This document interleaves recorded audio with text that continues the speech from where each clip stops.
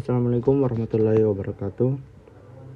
Perkenalkan, nama saya Nurholis Farijaya dari Fakultas Ekonomi dan Bisnis jurusan Kewirausahaan. Pada kesempatan kali ini saya akan memaparkan sebuah materi mata kuliah dari perilaku konsumen, yaitu sikap, model struktur sikap, proses perubahan sikap, hubungan antara sikap dan perilaku oleh kelompok 10. Selanjutnya, ini adalah beberapa materi pembelajaran. Ada 6 poin, yaitu yang pertama pengertian tentang sikap, yang kedua komponen terbentuknya sikap, yang ketiga model struktur tentang sikap, yang keempat pembentukan sikap, yang kelima strategi perubahan sikap, dan yang terakhir hubungan antara sikap dan perilaku.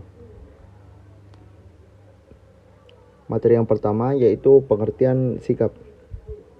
Sikap merupakan suatu ekspresi perasaan seseorang untuk merefleksikan kesukaannya atau ketidaksukaannya kepada suatu objek. Sedangkan menurut Kotler 2007, sikap adalah evaluasi perasaan dan kecenderungan seseorang yang secara konsisten menyukai atau tidak menyukai suatu objek. Dalam perilaku konsumen, sikap konsumen adalah tanggapan perasaan konsumen yang bisa berupa perasaan suka atau tidak suka terhadap suatu objek tertentu. Misalnya, bagaimana sikap konsumen terhadap kinerja produk, sikap konsumen terhadap merek perusahaan, sikap konsumen terhadap harga produk, dan sikap konsumen terhadap produk itu sendiri. Selanjutnya, definisi sikap.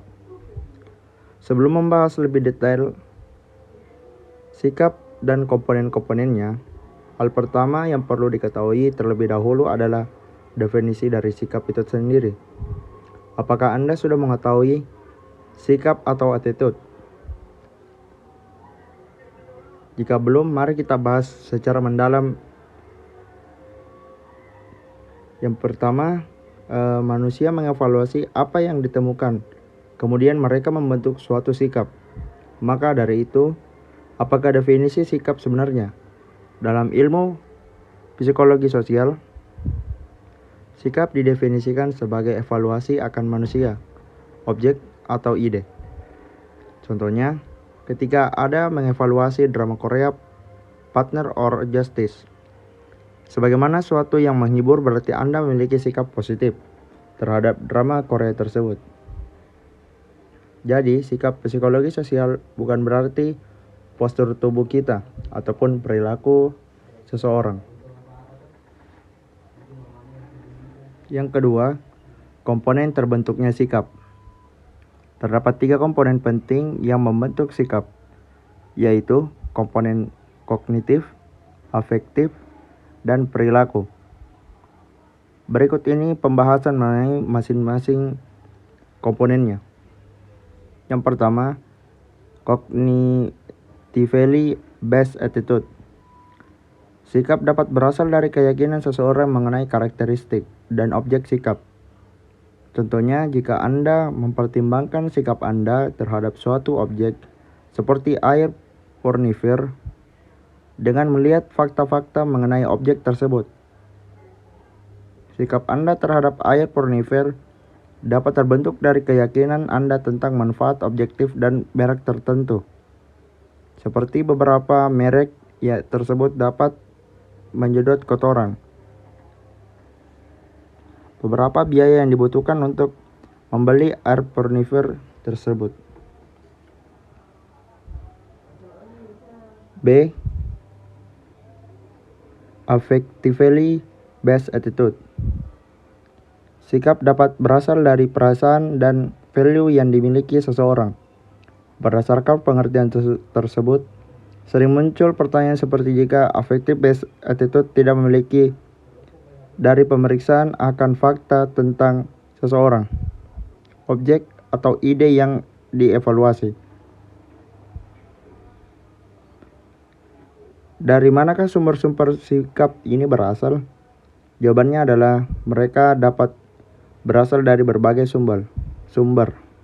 seperti value yang dimiliki seseorang seperti agama dan keyakinan moral. Selain perasaan dan value, sumber lain yang mendasari affectively based attitude diantaranya seperti reaksi sensorik. Saat Anda merasakan menyukai rasa cheesecake, terlepas dari jumlah kalori yang Anda konsumsi dari memakan kue tersebut.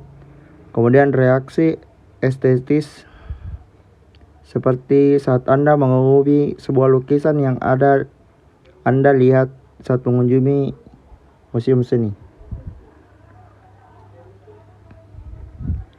C. Behavior based attitude.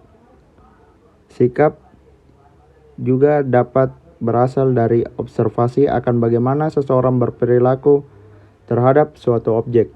Contohnya, jika Anda bertanya ke teman Anda tentang seberapa suka dirinya berolahraga, dan jika dia menjawab bahwa dia menganggap suka berolahraga karena seperti dia selalu pergi berlari atau pergi ke gym untuk berolahraga, dapat dikatakan ia memiliki behaviorally based attitude. Hal itu karena dia bersikap lebih condong didasarkan pada observasi akan perilaku daripada kognisi atau perasaannya dari berolahraga. Materi ketiga yaitu model struktur tentang sikap. Ada 4 poin. A. Model sikap 3 komponen, yaitu komponennya ada kognitif, afektif, dan konatif. B. Komponen sikap multisifat, sikap terhadap objek, perilaku, dan tindakan. C. Teori usaha mengkonsumsi. Dan D. Model sikap terhadap iklan. Materi keempat yaitu pembentukan sikap. Sikap manusia terbentuk melalui proses sosial yang terjadi selama hidupnya, di mana individu mendapatkan informasi dan pengalaman. Proses tersebut dapat berlangsung di dalam lingkungan keluarga, sekolah, maupun masyarakat. Pada saat terjadi proses sosial tersebut, ada hubungan timbal balik antara individu maupun di sekitarnya. Berikut ini adalah beberapa faktor psikologis mempengaruhi perilaku konsumen. Yang pertama, yaitu motivasi yang kuat untuk mendorong konsumen untuk memilih barang yang dibutuhkannya. Yang kedua, adanya motif dan dorongan dapat membantu seseorang bertindak, terutama dalam membeli produk atau jasa. Yang ketiga, yaitu persepsi.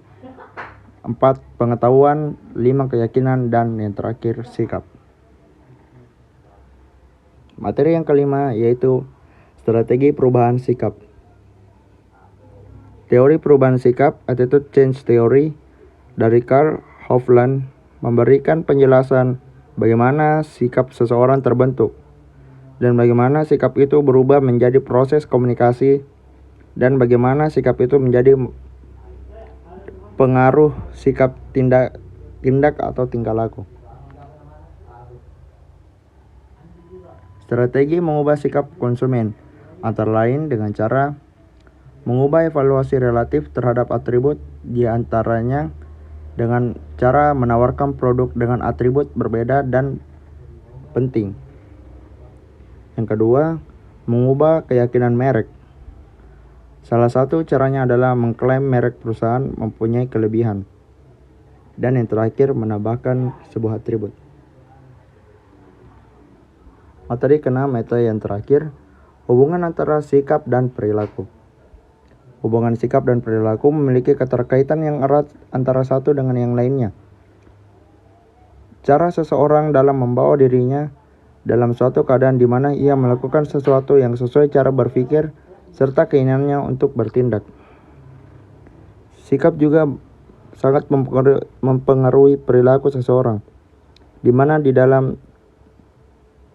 dalamnya terdapat tingkah laku atau tindakan seseorang, persepsi, dan juga cara berpikir seseorang yang di dalam dirinya merasa bahwa apa yang telah dilakukannya akan berkaitan dengan sebuah situasi dan juga nilai yang ada dalam dirinya. Mungkin itu saja pemaparan materi dari saya. Kurang lebihnya mohon dimaafkan. Sekian, assalamualaikum warahmatullahi wabarakatuh.